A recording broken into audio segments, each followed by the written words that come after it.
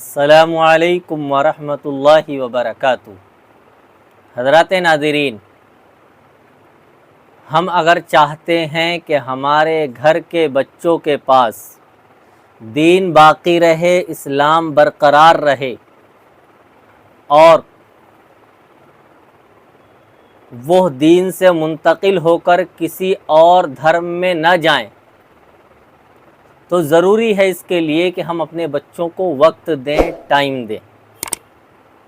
याद रखिएगा, अगर आज आपने अपने बच्चों को वक्त नहीं दिया और अपने वक्त को दोस्तों के नज़र या फिर किसी और चीज़ के नज़र कर दिया, तो कल को ये बच्चे और आपकी आने वाली नस्ल आपको माफ़ नहीं करेगी। जी हाँ, मैं आपको बता रहा हूँ, मैंने अभी चंद दिन पहले एक वाक़या पढ़ा। वो एक मज़मून था, एक साहब ने बड़ा दिलचस्प और सबक आमोज़ मज़मून लिखा। वो उसमें लिखते हैं कि कल रात मुझे एक दोस्त के यहाँ, एक अज़ीज़ के यहाँ एक दिन गुजारने का मौका मिला, तो मैंने उनके मामूलात को देखा तो मैं बहुत हैरान हुआ। मामूलात क्या थे, सुनिए। वो शाम को 4 बजे दफ्तर से आए, उनकी कोई सरकारी नौकरी थी, वहाँ से 4 बजे आए, उसके बाद नहाए, कपड़े बदले और साथ में उन्हें लेकर बाहर निकल गए। दोस्तों के साथ कभी इस जगह कभी उस जगह, ये करते करते रात को 10 बज गए। उसके बाद जनाब एक होटल में जाते हैं जहाँ चंद दोस्त और इंतज़ार कर रहे हैं। वहाँ खाना खाते हैं और खाने के बाद तकरीबन 11:30 बज जाते हैं। घर आते हैं, घर आकर थोड़ी देर टीवी देखने के बाद मोबाइल लेकर बिस्तर में घुस जाते हैं। वो लिखते हैं कि 3 बजे मेरी आँख खुलती है तो मैं देखता हूँ कि 3 बजे वो मोबाइल में मसरूफ़ हैं। सुबह 8 बजे उठे, नहाया धोया, कपड़े बदले, गाड़ी निकाली, ऑफिस की तरफ, दफ्तर की तरफ निकल गए।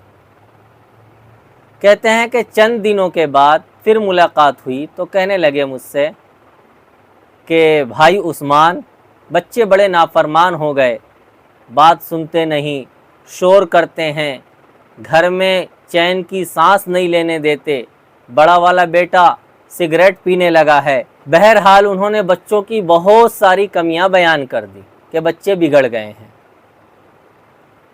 और उन्होंने ये भी कहा कि इतने महंगे इदारे में हम पढ़ा रहे हैं और इदारे वाले किरदार साजी पे तवज्जो नहीं दे रहे हैं, तरबियत नहीं कर रहे हैं। तो उन्होंने ये जवाब उन्हें दिया जिन्होंने ये मज़मून लिखा कि भाईजान, इसमें देखिए सबसे अहम किरदार होता है माँ बाप का। तरबियत के मामले में सबसे पहला मदरसा माँ बाप की गोद है। अगर बच्चे ने वहाँ से तरबियत ठीक नहीं पाई तो आप कैसे ही इदारे में भेज दीजिए, वो बच्चा ठीक नहीं होगा, उसकी इस्लाह नहीं हो सकती।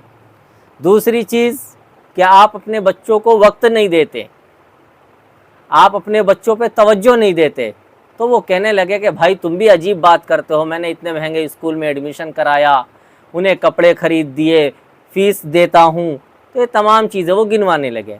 तो उन्होंने कहा ज़िम्मेदारी सिर्फ इसी का नाम नहीं, बल्कि आपके बच्चे आपके जीते जी यतीम हो चुके हैं और वो बच्चे आप उनको वक्त नहीं देते, जिसकी बदौलत वो दूसरों की सोहबत में जाते हैं और दूसरा इंसान उन्हें बिगाड़ देता है।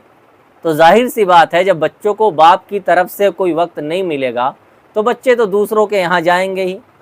वो उम्र जब बच्चा बालिग होने के करीब होता है, जो 12, 13, 14 साल की उम्र होती है, तो उसके जज्बात उभरते हुए होते हैं। उसके दिल में ये ख़यालात आते हैं कि कोई मेरा हो, मैं किसी का हूँ जिससे अपने दिल की बात शेयर करूँ। अगर माँ बाप उसके साथ दोस्त जैसा बर्ताव रखते हैं तो वो सारी चीज़ें बता देता है, लेकिन अगर माँ बाप का रवैया ऐसा नहीं है तो फिर वो दूसरों की सोहबत में जाता है और वहाँ बिगड़ जाता है। تو جب انہوں نے یہ بات سمجھائی انتہائی ہمدردی اور محبت کے ساتھ، تو وہ کہنے لگے ہاں آپ ٹھیک کہہ رہے ہیں، اور ان کی آنکھوں سے آنسو جاری ہو گئے اور وہ فوراً گاڑی سے گھر کی طرف نکل گئے۔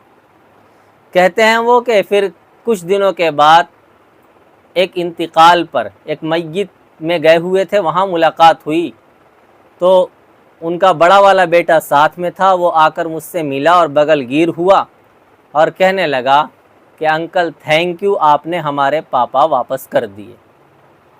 تو اس واقعے کو سنانے کا مقصد صرف یہ ہے کہ ہم اپنے بچوں کی طرف سے بہت لاپرواہ ہیں، بہت غیر ذمہ دار ہیں، اس لیے ضرورت اس بات کی ہے کہ ہم توجہ دیں، وقت دیں، تاکہ ہمارے بچے آگے چل کر کچھ بن سکے۔ یاد رکھیے گا، یہ ہمارے جو بچے ہیں یہ ہمارا مستقبل ہیں، یہ ملک کا مستقبل ہیں۔ اگر ہم نے انہیں صحیح رخ پہ ڈال دیا تو آگے چل کر ہماری آنے والی نسل وہ بھی صحیح چلے گی، اور اگر ایسا نہیں کیا تو یاد رکھیے گا آنے والی نسل ہمیں معاف نہیں کرے گی۔ فقط والسلام۔